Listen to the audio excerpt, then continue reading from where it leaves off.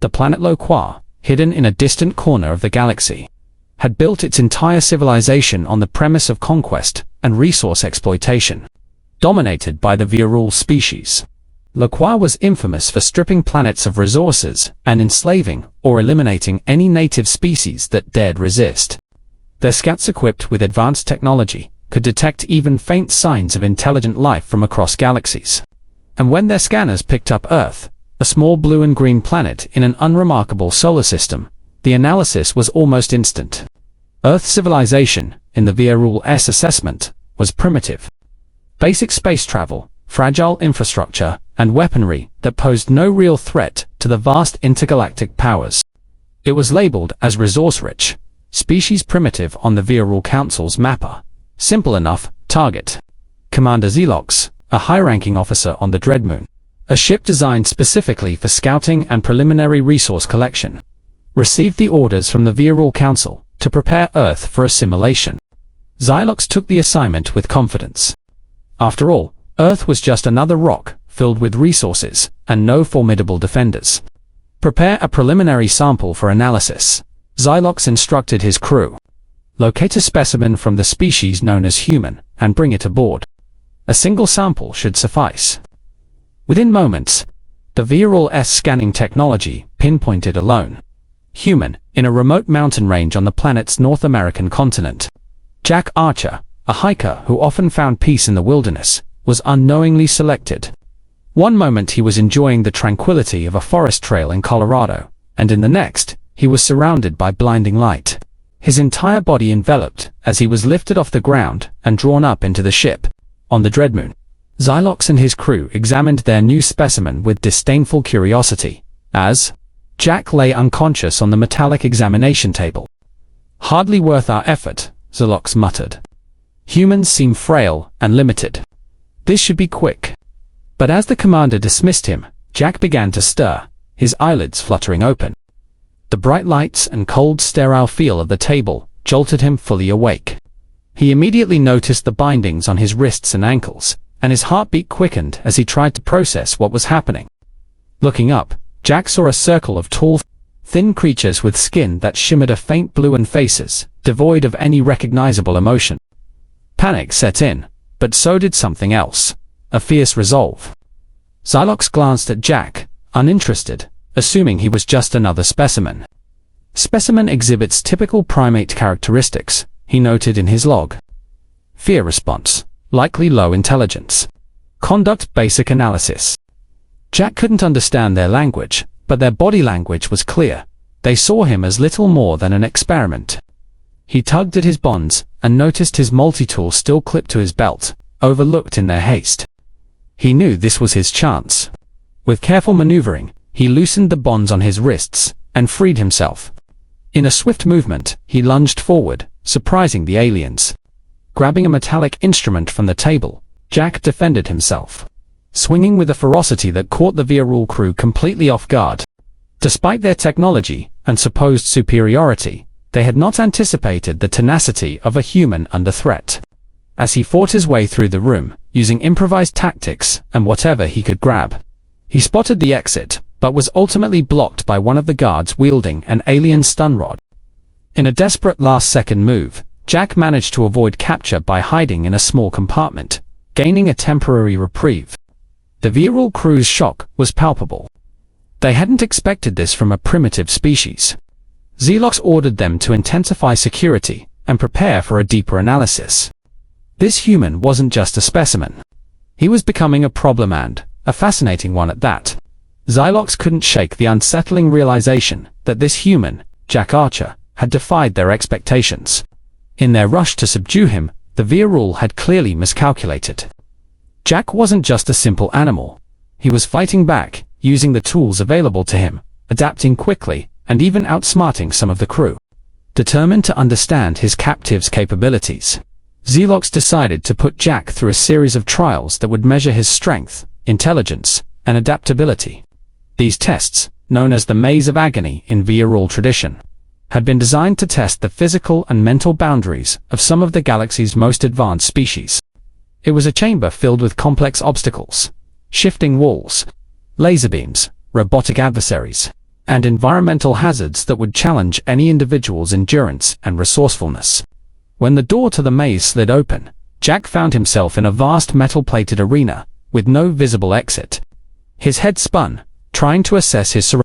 A voice crackled through the intercom, speaking in a language he didn't understand.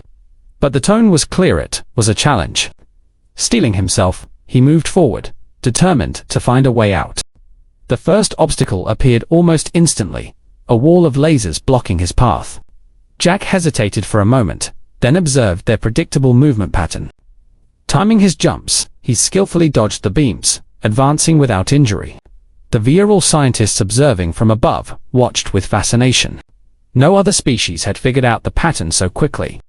Next came a section of the maze, where sections of the floor shifted unpredictably, with gaps opening into seemingly endless pits. Jack, relying on his hiking experience, used balance and agility to navigate the shifting ground, leaping from section to section with speed. Each time the floor changed, Jack adapted, using quick reactions and clever timing to outsmart the mechanics.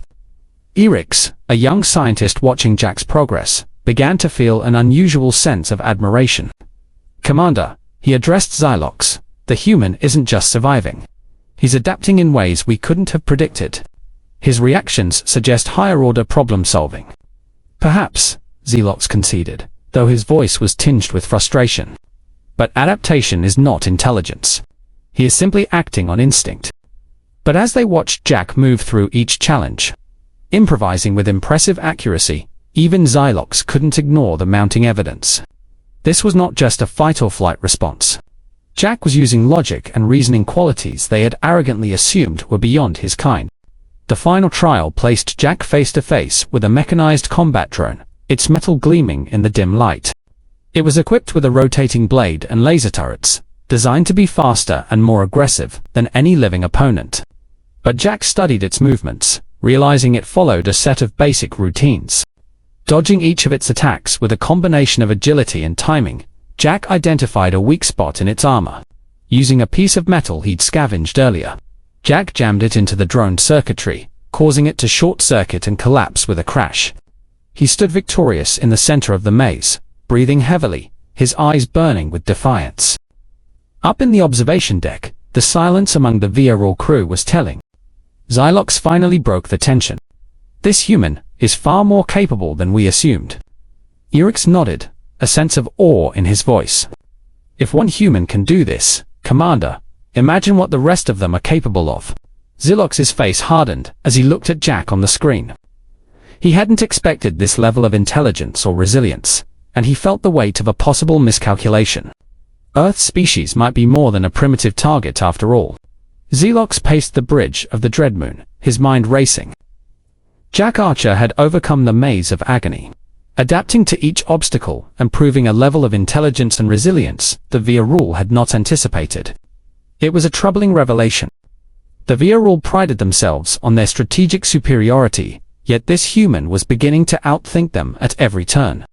Determined to uncover Jack's true limits, Xylox decided on one final trial.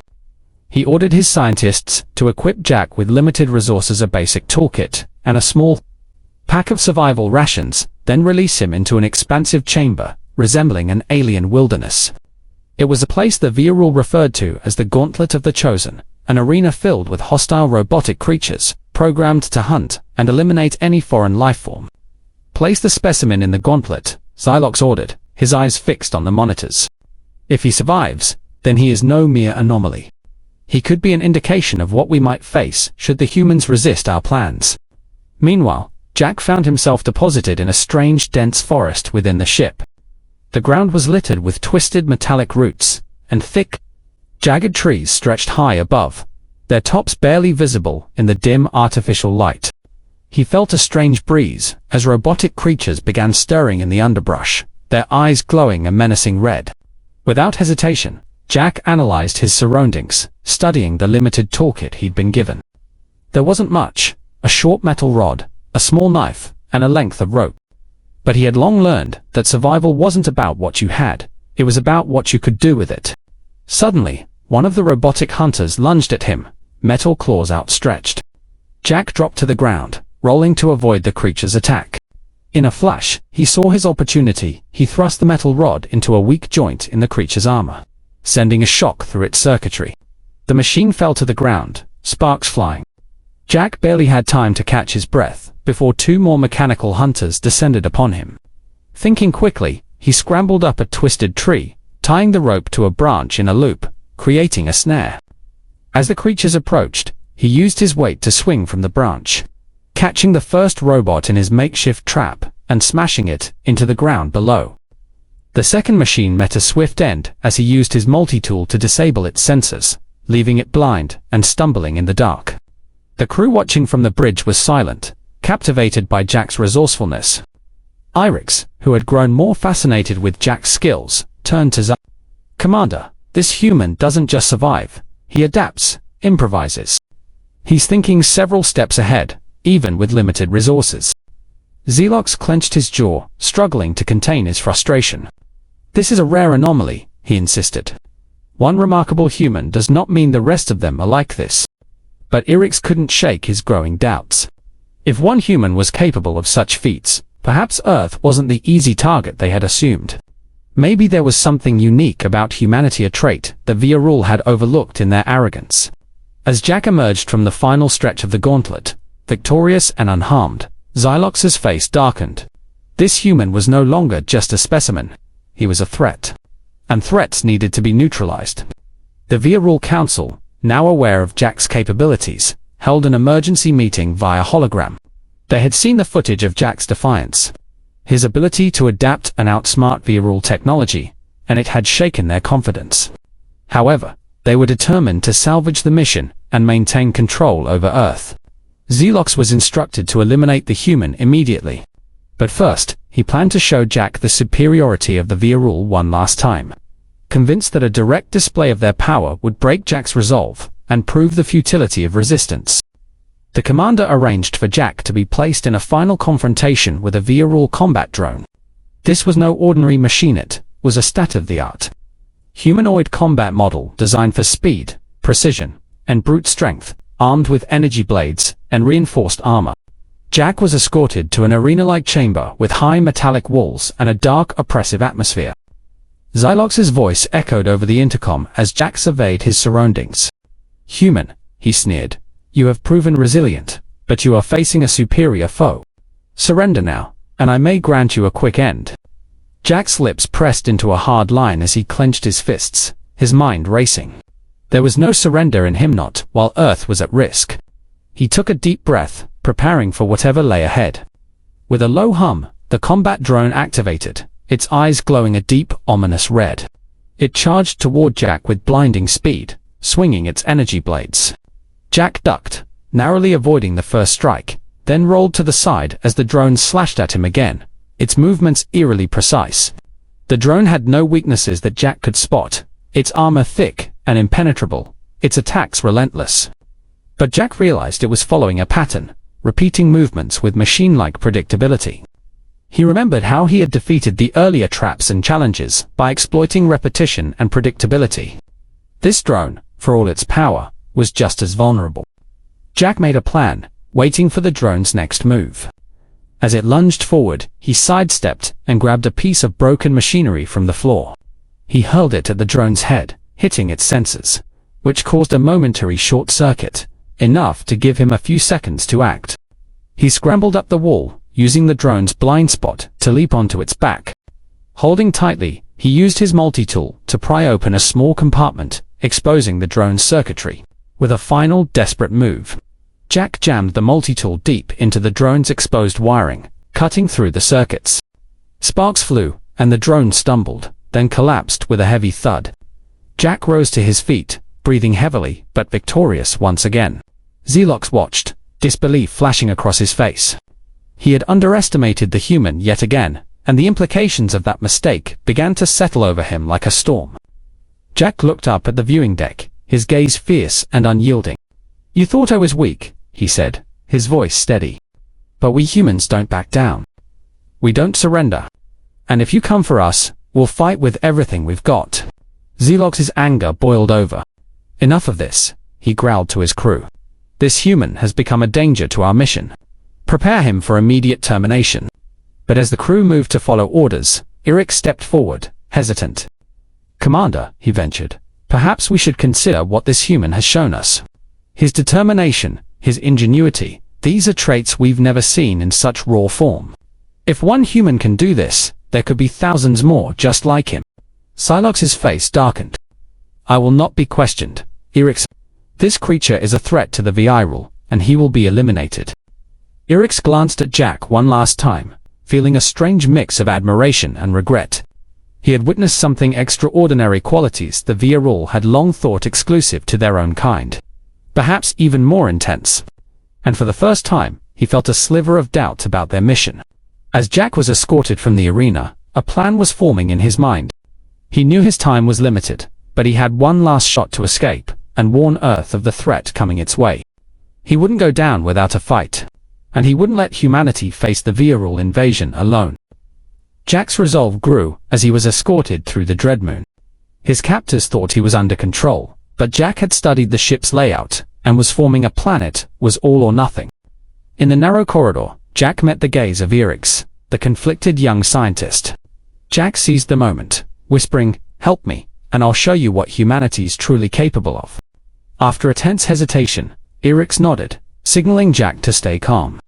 At a security checkpoint, Eric's distracted the guards, unlocking Jack's cuffs. Jack swiftly took down his captors, and Eric's guided him to a control room. Displaying a holographic map, Eric's pointed to the main reactor. "Disable the core, it's your best chance." "Why help me?" Jack asked. Eric's voice was steady. "You've shown me a side of humanity I didn't think existed. I want to see what more you're capable of." With a nod, Jack navigated the ship, alarms blaring as security closed in. He reached the reactor, the room pulsing with blue light. Jack set it to overload, planning his escape when Zilok suddenly blocked his way. "You should have stayed in your cage, human," Zilok sneered. "Now, you won't leave here alive." Jack clenched his fists. "You underestimated me." "That's your mistake." They clashed, metal and sparks flying. Jack, drawing on his survival instinct, dodged Silox's attacks, finally using his momentum to throw him into the core, triggering the overload. As alarms blared and the ship shook, Jack sprinted to an escape pod, launching it as the Dreadmoon imploded. Watching the ship break apart, Jack felt pride. Earth was not a target, it was a defender. As he drifted home, he knew Earth would be ready if the VI rule returned. And now, they might think twice before underestimating humanity.